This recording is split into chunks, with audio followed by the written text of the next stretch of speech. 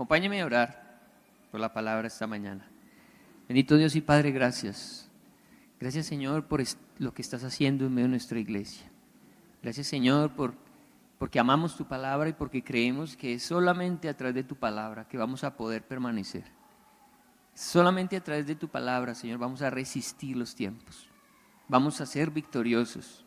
Vamos a seguir caminando firmes contigo hasta el final. Por eso bendecimos esta hermosa palabra y te pedimos, Señor, la hables a cada corazón en el nombre de Jesús. Amén. Bien, hemos estado estudiando lo que es ser un verdadero cristiano. Y hasta el momento hemos visto 3 puntos. No eres cristiano simplemente porque digas serlo. Muchas personas dicen yo soy cristiano, pero no lo son. No eres cristiano si no has nacido de nuevo. Ya también lo estudiamos, lo que es tener la simiente de Cristo en el corazón. Tercero, no eres cristiano solo porque te agrade Jesús. Muchas personas les gusta Jesús. Tienen la camiseta de Jesús, tienen el logo en el carro, tienen muchas cosas. Se ven las películas de Jesús, les gusta Semana Santa. Pero no por eso son cristianos. Y hoy vamos a ver, no eres cristiano si disfrutas pecar. Ese es el tema de hoy, no eres cristiano si disfrutas pecar. Quiero pedirles que vayamos a Primera de Juan capítulo 3, del 1 al 10.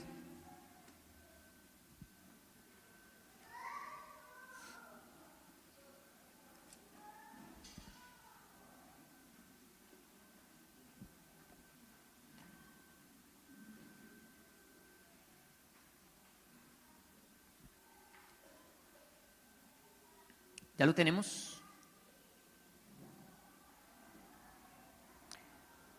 Primera de Juan 3.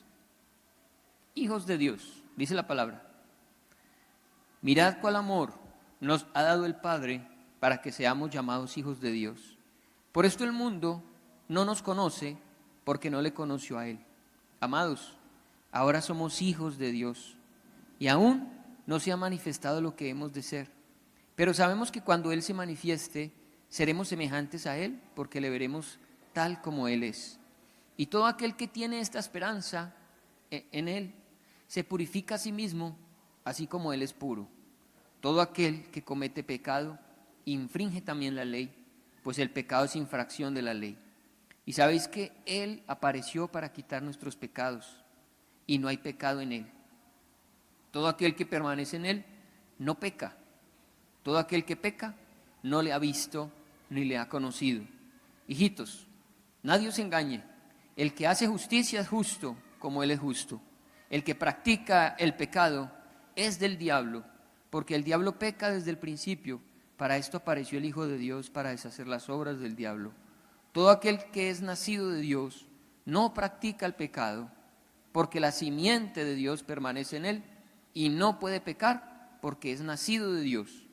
En esto se manifiestan los hijos de Dios y los hijos del diablo. Todo aquel que no hace justicia y que no ama a su hermano no es de Dios.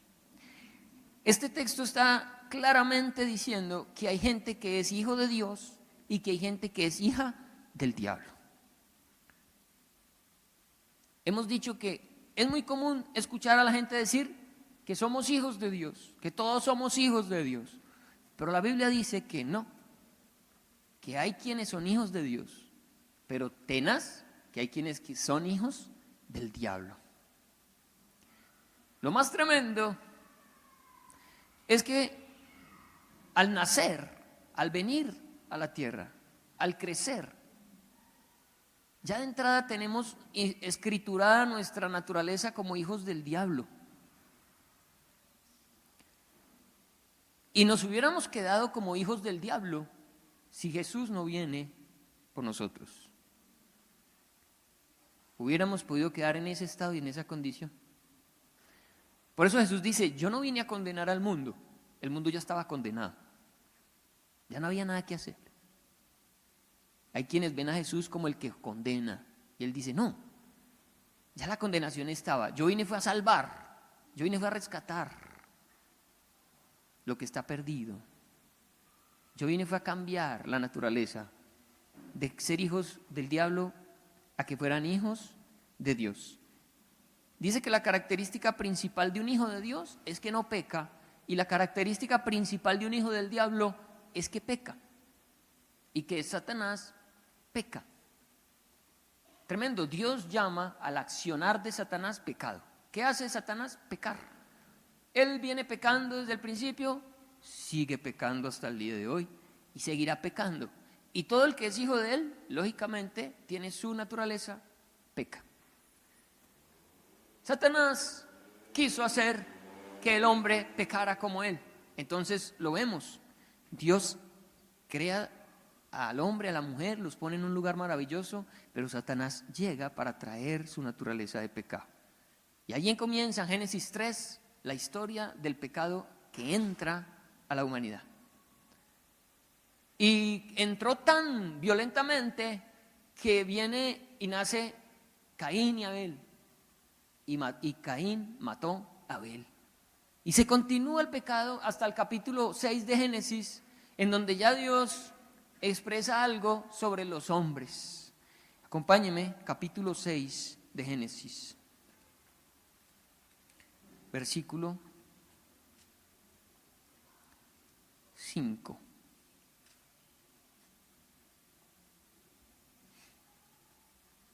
Aunque apenas han pasado 6 capítulos de Génesis, históricamente pasaron muchos años.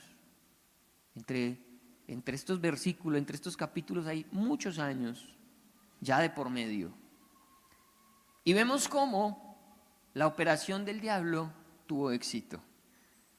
Hasta Dios lo dice. Génesis 6:5 dice: y vio Jehová que la maldad de los hombres era mucha en la tierra, y que todo designio de los pensamientos del corazón de ellos era de continuo solamente el mal. Y aquí entonces Dios dice: tendré que hacer algo, voy a limpiar la tierra, necesito barrer el pecado de sobre la faz de la tierra. Y aparece el diluvio. Pero una vez pasa el diluvio, el hombre vuelve a pecar, igual. Esa genética nos acompaña todo el tiempo y solamente se rompe cuando pasamos de ser hijos del diablo a ser hijos de Dios. Todo el que no ha nacido de nuevo sigue siendo hijo del diablo, aunque suene feo. ¿A cuánto les da miedo pensar que se les aparezca el diablo? Uy, qué miedo que se aparezca el diablo. Y no se dan cuenta que ellos son hijos del diablo. ¿Qué importa que a uno se le aparezca el diablo cuando uno participa de las obras que él hace? Uno es un diablo.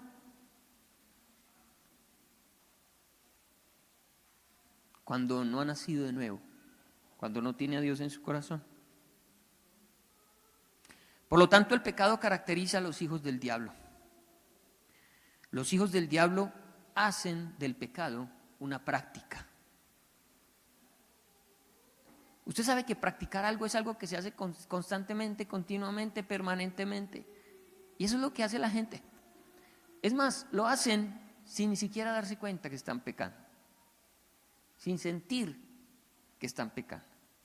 El poder del pecado sobre los hijos de Dios, el poder del pecado ya sobre los hijos de Dios, y esta es la palabra que usted tiene que creer, y la palabra más gloriosa: el poder del pecado está roto.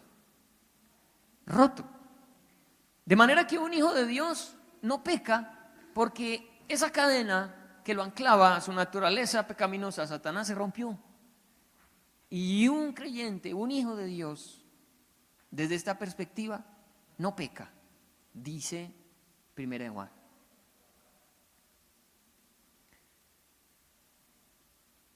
Romanos 6 lo dice de la siguiente manera. Romanos 6:6. Voy a tratar de avanzar rápidamente para abarcar todo el tema, pero que usted se pueda ir con todo el contenido. Romanos 6:6. Sabiendo esto, que nuestro viejo hombre fue crucificado juntamente con Él, para que el cuerpo del pecado sea destruido, a fin de que no sirvamos más al pecado. Cuando Jesús murió en la cruz, usted estaba en Él. No me pregunte cómo, porque no sé cómo, pero estábamos en Él. Cuando Él muere, allí muere también nuestra naturaleza de pecado. Usted sabe que algo que se muere no respira, no se mueve, no trabaja, no hace nada, está muerto. La Biblia dice exactamente que esa naturaleza que lo acompañaba a usted de pecado, cuando usted vino a Cristo, se murió. No opera más en su vida. Un verdadero creyente ya no tiene el problema del pecado. Yo sé que hay muchas cosas que en este momento usted se está haciendo. Pero ¿y entonces por qué todavía peco? Pero ¿y entonces por qué todavía lucho con tantas cosas? Bueno, para allá vamos.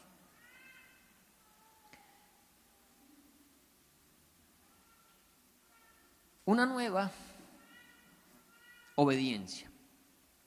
Básicamente yo lo ejemplifico de la siguiente manera. Usted ahora opera distinto. ¿Cuántos han experimentado, han ensayado que se les daña un control remoto en la casa? Y uno con el afán de querer que le funcione el aparato, pues va y se rebusca otro control remoto por allá a ver si de pronto uno ha ensayado. ¿Cuántos han ensayado controles remotos a ver si le funciona?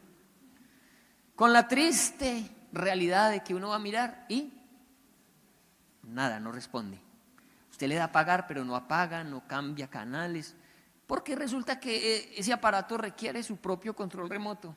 Existen controles remotos universales, pero estoy hablando de ese control remoto en el que usted ya... Entonces básicamente hemos cambiado de control. Ya el control del pecado, cuando intenta hacerlo cambiar a usted de canal, usted no responde a eso ya. No hay forma. Usted ahora responde al control de Dios, porque usted ha nacido de nuevo. Así funciona el asunto. Usted va a querer, más bien, Satanás va a querer hacer de usted lo que antes hacía con usted, pero ya no le va a funcionar el control remoto porque usted cambió de sistema de operación. Usted ya es otra marca. Usted es LG. O bueno, o Sony. O Samsung. No sé. Pero ahora somos controlados por Dios. Ya no por el control que antes Satanás tenía sobre nuestras vidas. Satanás quería apagarlo, lo apagaba. Quería prenderlo, lo prendía. Quería cambiarlo de canal, lo cambiaba de canal. Hacía lo que quisiera, lo que quería con usted.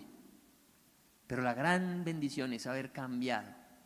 Ahora Dios está bajo o tiene el control de nuestras vidas. Y por eso hemos podido abandonar los antiguos pecados. Hay un abandono de lo que éramos. Eso queda atrás. Por eso el Señor dice, ahora somos nuevas criaturas, las cosas viejas han pasado y todas son hechas nuevas.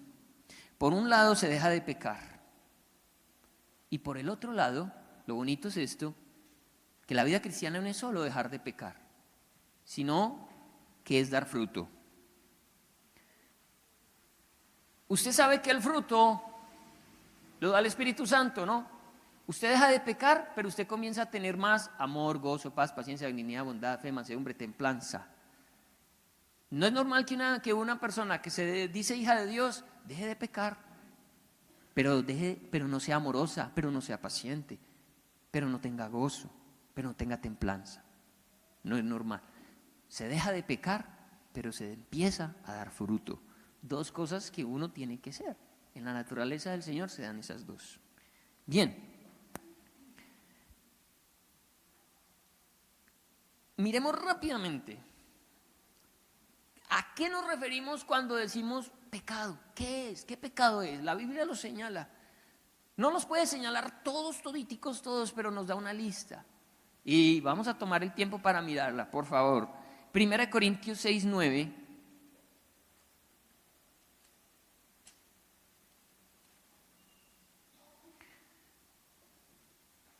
Dice 9 y 10, 1 Corintios 6, 9 y 10 dice, ¿no sabéis que los injustos no heredarán el reino de Dios? Es decir, ¿no saben que los hijos del diablo no heredarán el reino de Dios? Aunque muchos se lo creen, están convencidos que van para el cielo.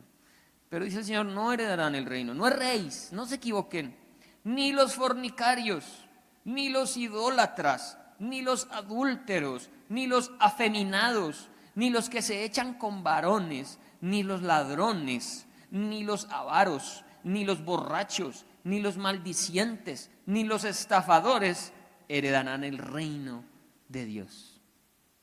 Y esto erais algunos. Erais.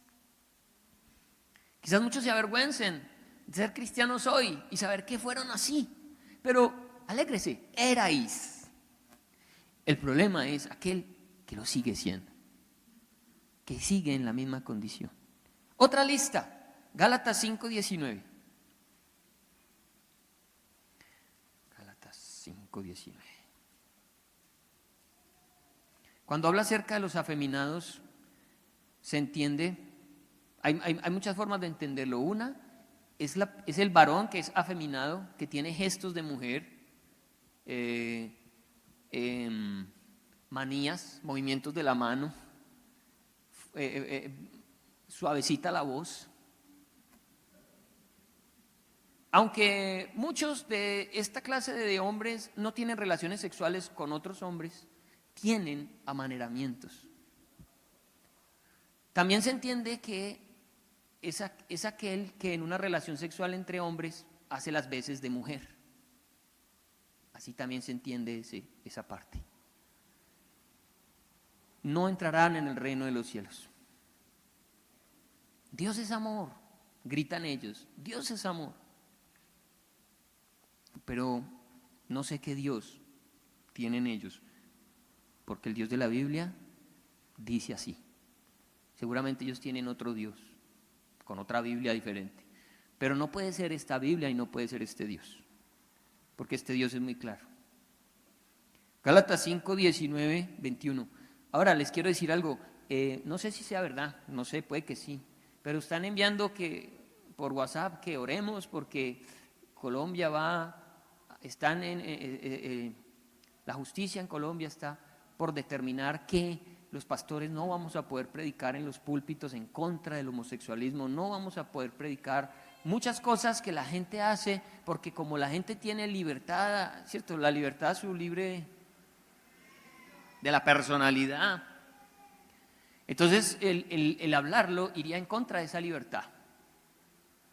Que el Señor nos guarde, pero nosotros no podemos callar la palabra de Dios. Que Dios nos dé fuerza, valor, si toca ir a una cárcel o lo que sea, pero que la palabra del Señor sea predicada, porque aunque quieran callarla, es la palabra de Dios. Y la iglesia viene perseguida desde el principio, recuerden ustedes. La iglesia primitiva la perseguían por bobadas. Imagínense que creían que éramos caníbales, que porque nos comíamos el cuerpo y la sangre de Jesús. El Imperio Romano perseguía a unos cristianos que porque se reúnen secretamente y se comen a un tal Jesús. Y los capturaban y los quemaban vivos y los tiraban al foso de los leones. También porque no aceptaban postrarse y quemar incienso frente a la imagen del emperador. Básicamente sería como hoy nosotros postrarnos frente a esas leyes que implicarían dejar de decir la verdad de Dios. Y esa gente prefería ser quemada en una hoguera y tirada a los leones antes de hacerle una venia a una estatua de un emperador. En Brasil, el 40% son cristianos evangélicos. Recibí yo una noticia en estos días. Y ahora los políticos necesitan los votos de ese 40% de cristianos.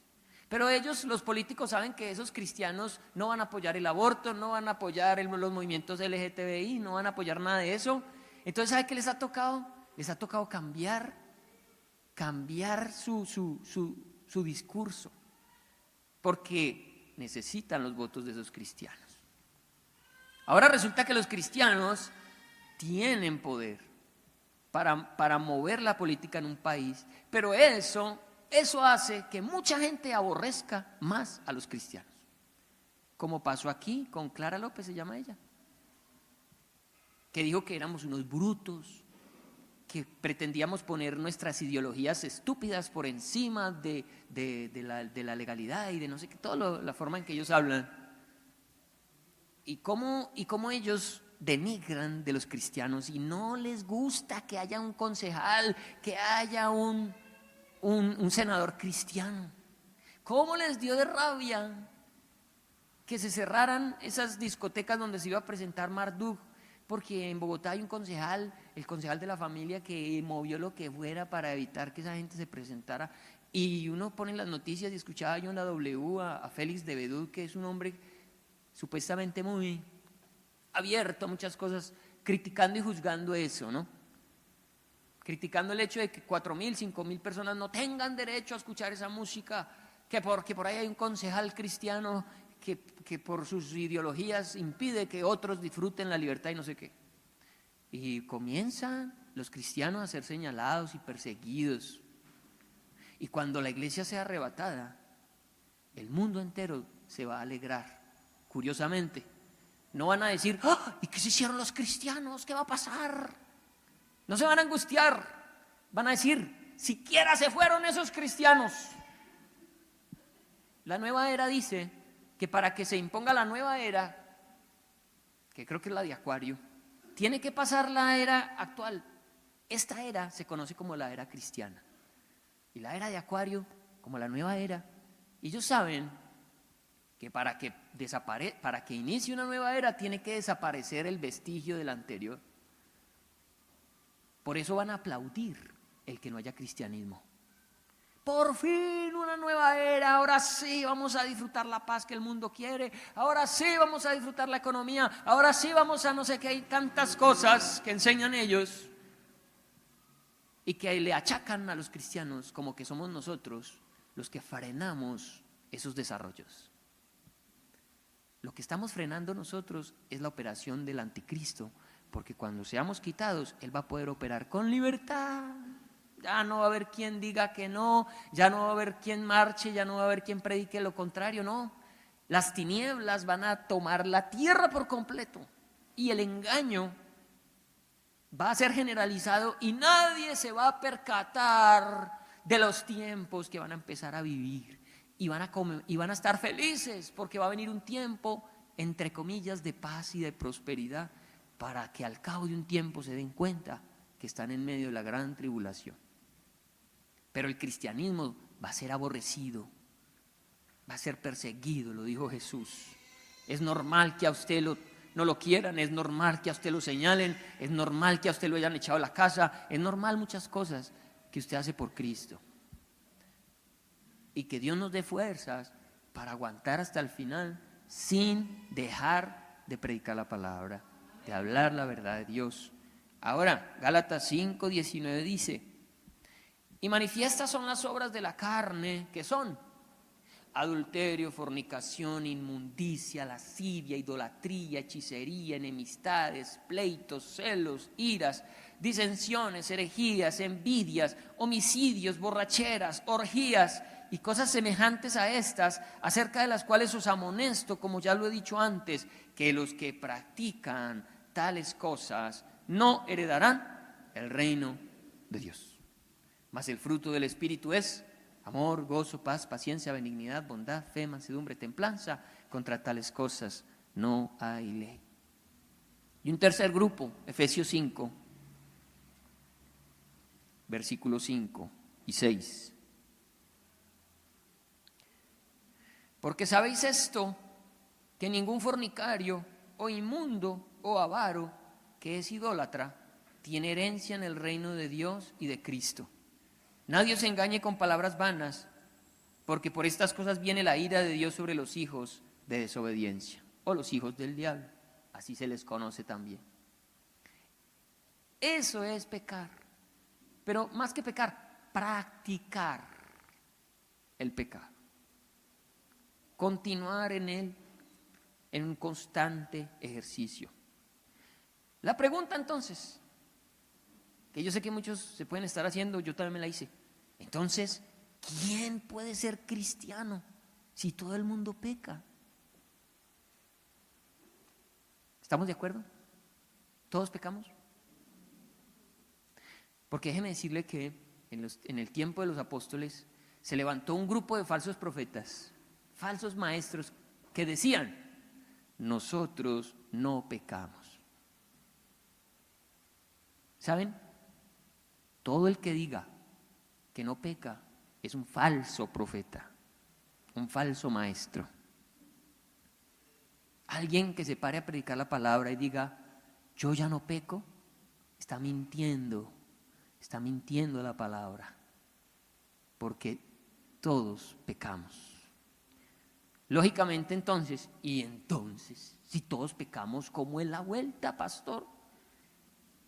¿Cómo se desenrolla este asunto? Y se agrava. ¿Sabe por qué se agrava? Porque no sé si ustedes se han dado cuenta que hay gente que no es cristiana y es más buena gente que los mismos cristianos. ¿Qué dice uno? Uy, a este no le falta sino conocer a Jesús.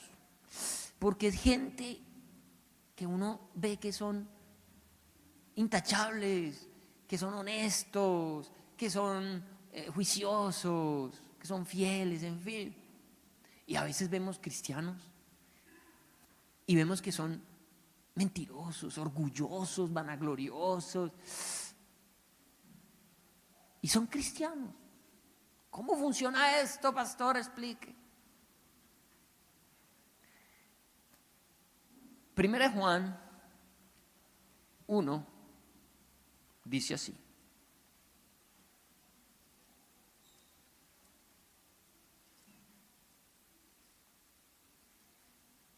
dice 1:8.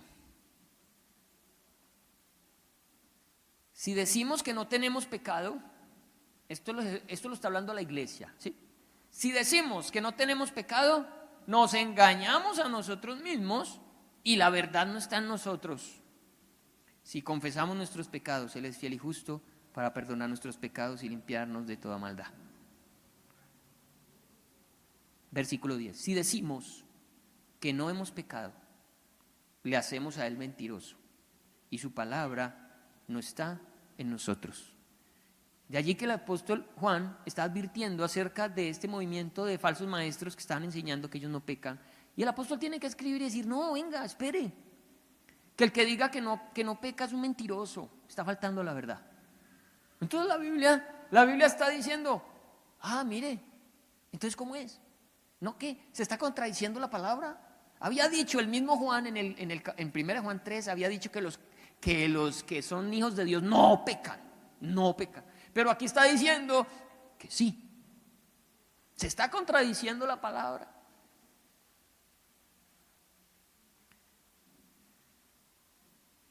Lo primero que hay que desenmarañar en el asunto en 1 Juan capítulo 3 es que todos los verbos que se usan en lo que leímos capítulo 3 del 1 al 10, que fue lo primero que leímos, todos los verbos que se usan en el griego allí están en el tiempo presente.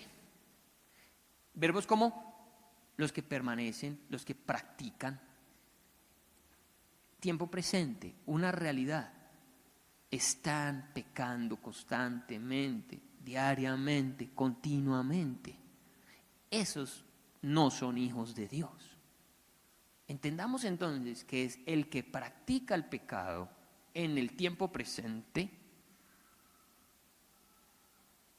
no es hijo de Dios. Pero un hijo de Dios, ¿pecó en el pasado?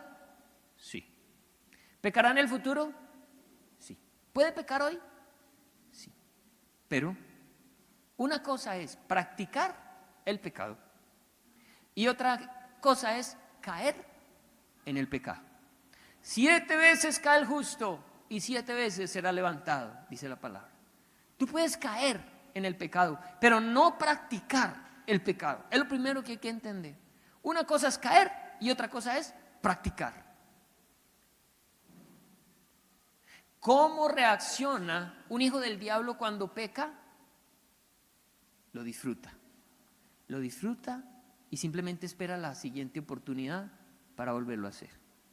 ¿Cómo reacciona un hijo de Dios cuando peca? Pues que sea la Biblia la que nos lo muestre. Y vamos a usar la parábola del hijo pródigo, tan conocida por todos, pero de ella vamos a extraer 3 puntos que muestran cómo es un hijo de Dios cuando ha pecado.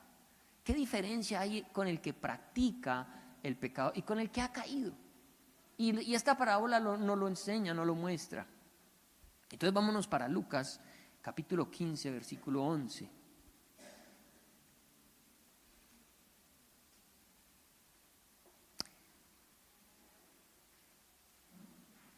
Lucas.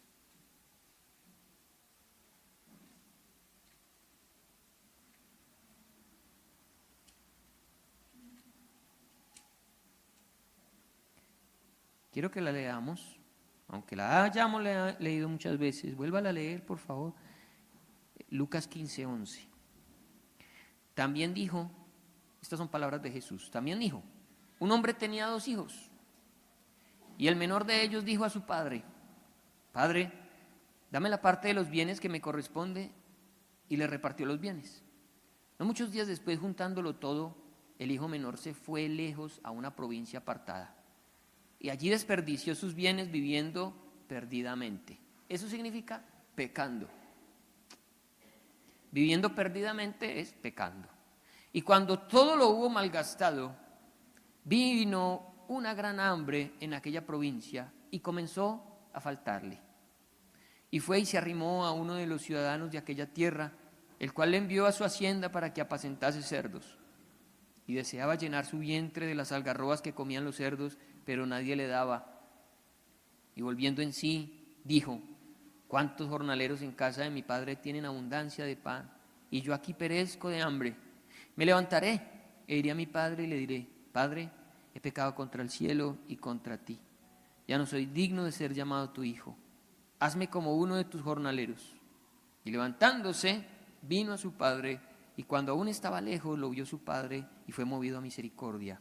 Y corrió, y se echó sobre su cuello y le besó. Y el hijo le dijo, Padre, he pecado contra el cielo y contra ti, y ya no soy digno de ser llamado tu hijo. Pero el padre dijo a sus siervos, sacad el mejor vestido y vestidle, y poned un anillo en su mano, y calzado en sus pies, y traed el becerro gordo y matadlo, y comamos y hagamos fiesta. Porque este mi hijo muerto era, y ha revivido. Se había perdido, y es hallado. Y comenzaron a regocijarse, y su hijo mayor estaba en el campo, y cuando vino y llegó cerca de la casa, oyó la música y las danzas. Bien. Un hijo. Es claro que está hablando de un hijo. Un hijo que malgastó su herencia pecando. Es decir, tuvo que haber practicado el pecado un buen tiempo, porque parece ser que este hombre era muy rico y este joven necesitó buen tiempo para becatearse esa platica en licor y en mujeres. Se dedicó a pecar, practicando el pecado, seguramente diario, emborrachándose. Pero ahí es donde está la diferencia entre el que peca sin ser hijo y el que peca siendo hijo. Porque el que peca siendo hijo tiene un punto de quiebre. El que peca siendo hijo llega a un momento en el que cae en sí, como dice la palabra. El que no es hijo jamás caerá en sí, jamás experimentará lo que este hombre experimentó.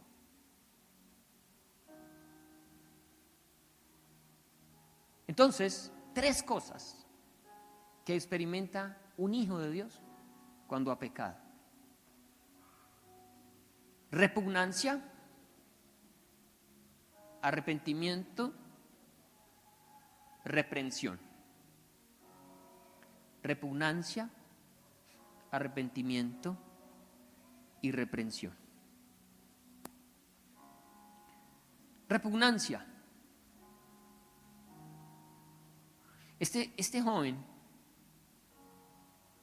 llegó un momento en el que levantó su mirada y dijo: ¿yo dónde estoy? ¿Yo qué estoy haciendo acá? Estoy rodeado de cerdos, tengo hambre, estoy mal vestido, huelo mal. ¿Qué lugar es este? Yo no pertenezco a este lugar. Repugnó, ¿se dice? Repudió ese lugar, esa condición y ese estado. Un hijo de Dios no se acomoda al pecado, no le queda fácil, no tiene forma.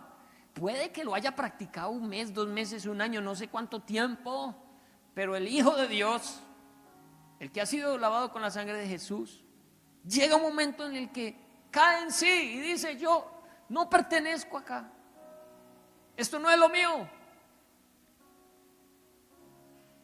¿Qué es esto tan horrible de lo que estoy viviendo?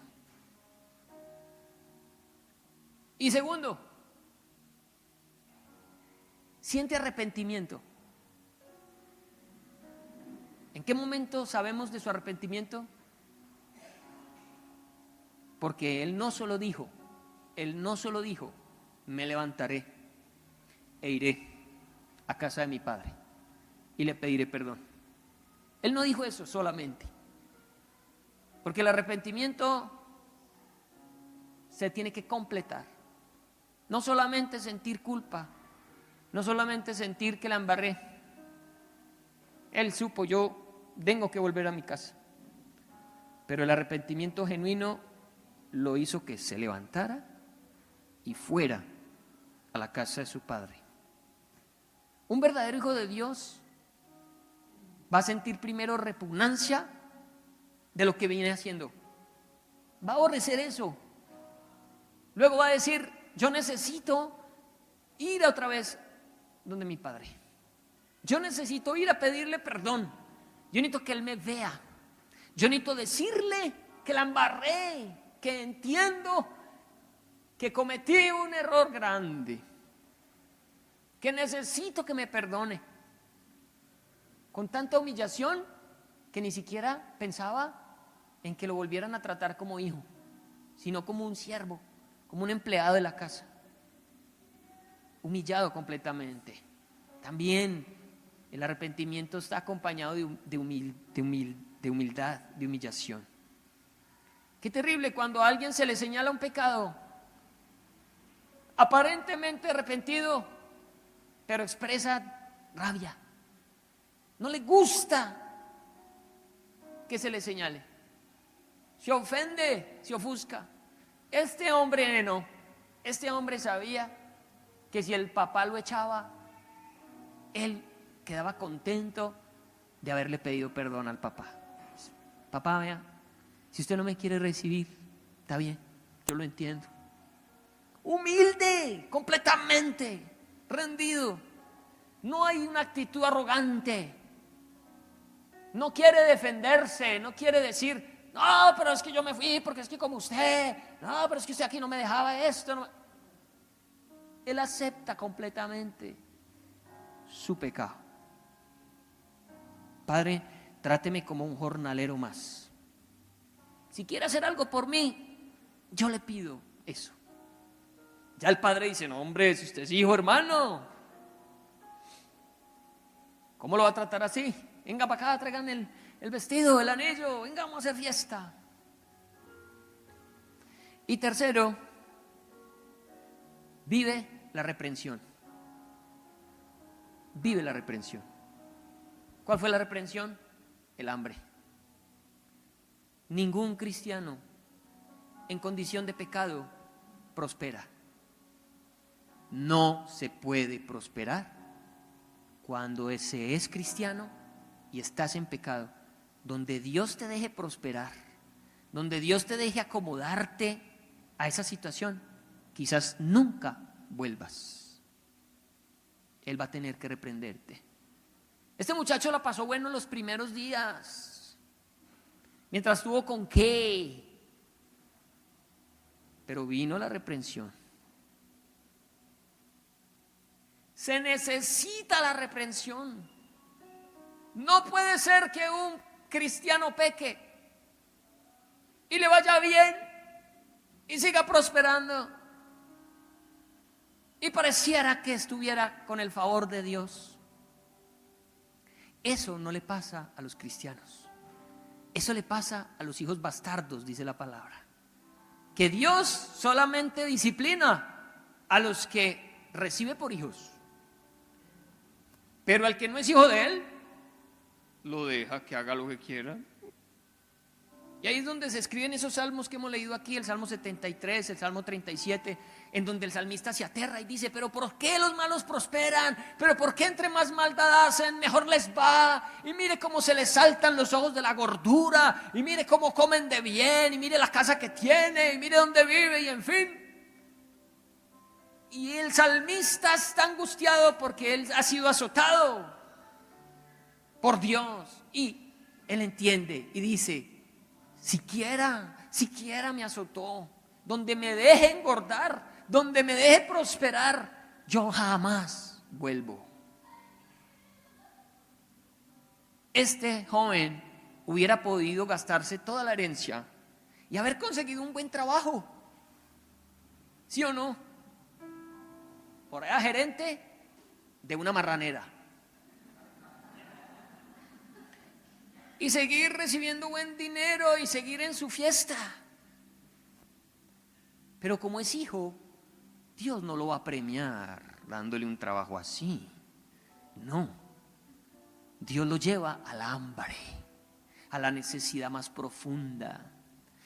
Una hambre tan violenta que se quiere comer la comida de los marranos.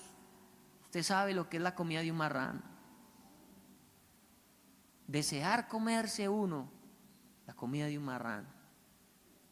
Así es la necesidad. Por eso no es igual cuando peca un hijo del diablo que cuando peca un hijo de Dios. Si tú eres hijo y estás en pecado, espérate, porque viene la reprensión para ti. El pao pao.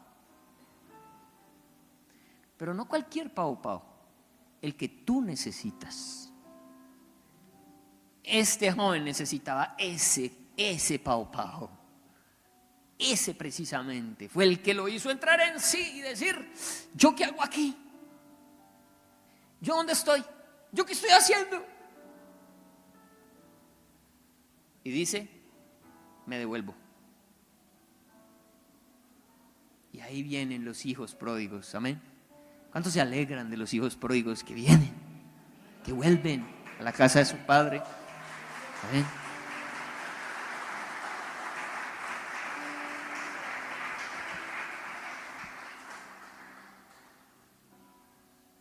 Hasta el Padre Nuestro muestra que no estamos exentos de caer, ¿no? Cuando dice: y no nos dejes caer en la tentación.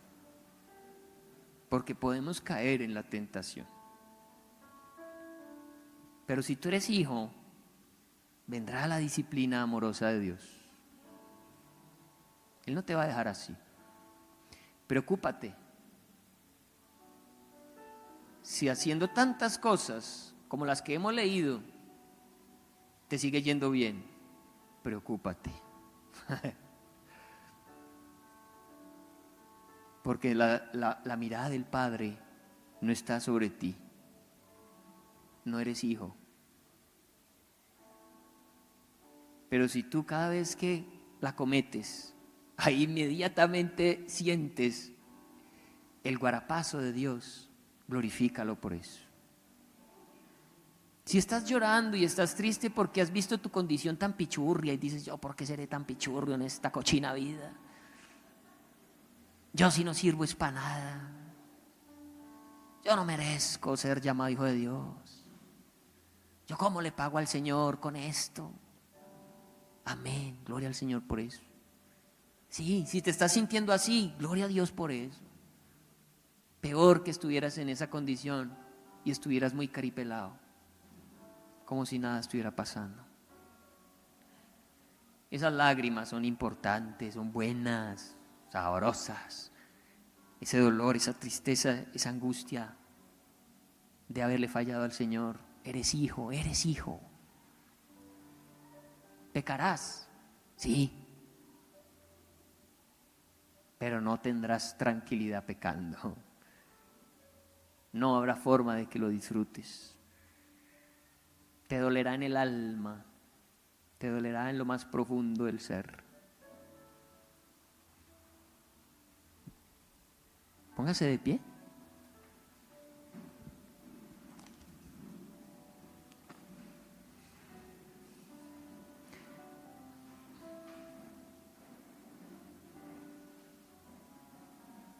¿A qué hora le tomaron esa foto a la pastora Julie? Hombre, yo no me di cuenta.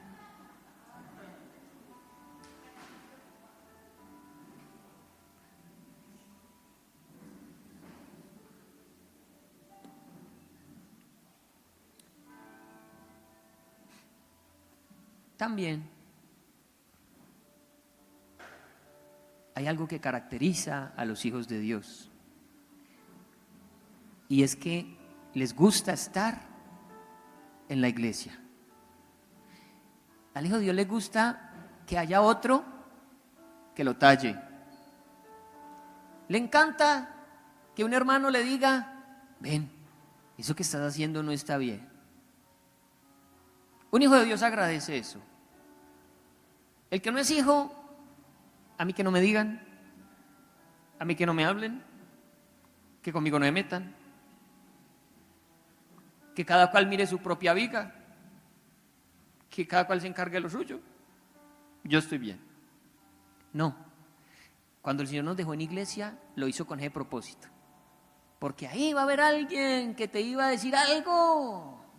Pero dile: gracias, Señor, porque me dejaste a este que me talla, a este que me dice que no lo estoy haciendo bien. Hay que darle gracias a Dios por esas personas, por los pastores, los líderes, el hermanito. Sí, yo sé que hay gente en la iglesia maluca que juzga y que en vez de ayudar, como que hunde. También hay de esos en la iglesia, que no lo hacen con amor, que no lo hacen con un espíritu sano, sino son legalistas, son malucos, son juzgones. Pero también hay gente que no te juzga, que quiere tu bien, que quiere tu bien, legítimamente, quiere verte bien. Y ellos van a tener que decírtelo, y van a tener que hablar contigo, y te van a tener que llamar aparte, y van a tener que indicarte lo que estás haciendo mal. Pero no endurezcas el corazón cuando tu hermano, tu pastor, tu líder, tu papá, tu mamá, esa persona que está en autoridad, te llame la atención. No te endurezcas. Por algo es, por algo es. Es la voz de Dios también a favor de tu vida. Dale gracias a Dios porque estás en una comunidad, en una iglesia. Por eso tratamos de compartir y de conocernos. Para yo poder ayudar a otro, pero que otro me ayude a mí también. Que haya alguien que me pueda indicar lo que él ve de mí mal. Quizás no lo veo yo. Pasa muchas veces que no lo vemos. ¿Recuerdan ustedes la historia del rey David? Tuvo relaciones con una mujer que no era su esposa, la embarazó, y para poderse quedar con ella mandó matar a su esposo. Un círculo de pecado grande, el del rey David. Y no se quiso arrepentir. Él no se arrepintió de eso. Un hombre conforme al corazón de Dios no se quería arrepentir. Y Dios le envía a un profeta, al profeta Natán, que con mucha sabiduría le habla y le dice: rey, un hombre tenía una ovejita, una nomás. Era su única ovejita. Dormía con ella, comían juntos. Era su mascota. Y al lado vivía un hombre muy poderoso con muchas ovejas, que un día recibió la visita de alguien y se antojó de matar la ovejita del vecino. Y le quitó la ovejita a ese que no tenía sino esa ovejita. La mató y la cocinó y se la dio al que lo vino a visitar. Cuando David escucha eso, dice: ¡guau! Pero ¿quién es ese canalla? ¿Quién es ese bellaco? Como decía mi abuelito, ese bellaco que fue capaz de hacer esa cosa tan terrible. Y el profeta Natán, con esa humildad, le dice: ese hombre, rey, eres tú.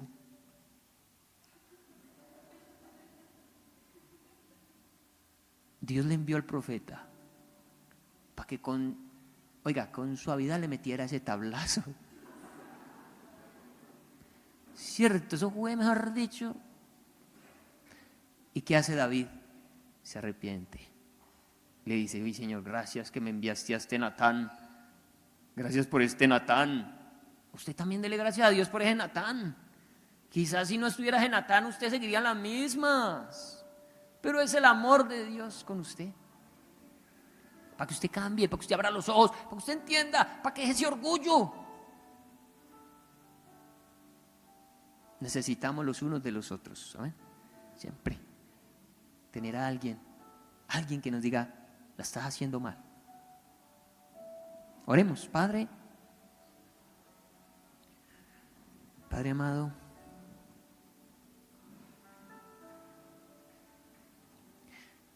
es una bendición ser hijo,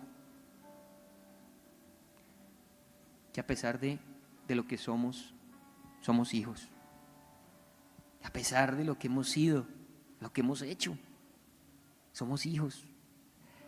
Esa es tu misericordia, esa es tu gracia, ese es tu amor. No hicimos nada mejor que otros para estar aquí. No somos mejor que nadie. Incluso podemos ser peores que muchos. Pero a ti te ha placido amarnos. A ti te plació un día sembrar en nuestro corazón la fe necesaria para creer en Jesús. Te plació un día abrir el corazón y dejarnos conocerte. ¿Te estábamos buscando? Seguramente no. Seguramente haciendo todo lo contrario, dándote la espalda. Pero un amor eterno, un amor tan grande como el tuyo, operó en nuestras vidas. Y hoy, sin merecerlo, somos llamados hijos de Dios. Hemos sido arrancados de la familia del diablo y hemos sido injertados, adoptados en la familia de Dios. Y nuestra historia es diferente, es distinta. Tenemos una esperanza, tenemos una fe. Caminamos con una certeza. Y estamos hoy agradecidos contigo. Señor, gracias por la disciplina. Gracias por el hermanito aquel que me llama la atención. Gracias por el momento en que caí en sí. Por el momento en que pude entender que estaba en pecado. Gracias por haberme puesto incluso el arrepentimiento, porque el arrepentimiento es un don, es un regalo, es un permiso tuyo. Gracias por el arrepentimiento. Yo estoy arrepentido. Tú sabes que me arrepiento de cosas que como hombre hago, pienso, digo, siento. No soy perfecto y solo lo seré cuando esté en tu presencia. Pero gracias porque aún así me amas. Aún así diste tu vida por mí en la cruz y has puesto tu simiente en mi corazón que me lleva a desear no pecar, a aborrecer el mal, a no querer estar en esos sitios, lugares con personas que me hacen volver a ti arrepentido, con el corazón quebrantado, con el dolor en el alma, a decirte: he pecado contra ti, he pecado contra el cielo, perdóname. Y qué bendición tu perdón, un perdón incondicional. Me vistes de ropas espléndidas, me pones un anillo de oro, haces una fiesta por mí. Ese es tu amor, ese es el Dios de misericordia. Pero ese mismo Dios de misericordia es el que los hijos del diablo desprecian. Ese mismo Dios es el que el mundo le ha dado la espalda. Y ese mismo Dios que es tan misericordioso y amoroso también será el mismo Dios que los juzgue y que los condene. Porque así como Él es un Dios de amor, Él es un Dios de justicia. Y Él no podrá pasar por alto el pecado y la maldad. Tú y yo, librados por la sangre de Jesús. Tú y yo debiéndola toda. culpables completamente, pero aparecemos delante de sus ojos inocentes por esa sangre gloriosa que nos limpió del pecado.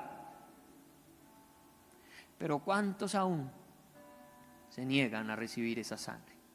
Oramos por ellos, porque quizás son nuestros padres, son nuestros hermanos, son nuestros amigos, nuestros vecinos, esposos, esposas, hijos que no te conocen.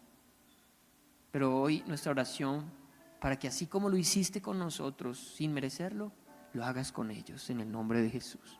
Tengas compasión y misericordia de sus vidas y les des, Señor, la libertad que sus almas necesitan, para que quiebren y rompan con el pecado, con la maldad, para que se aparten de sus caminos, para que vuelvan.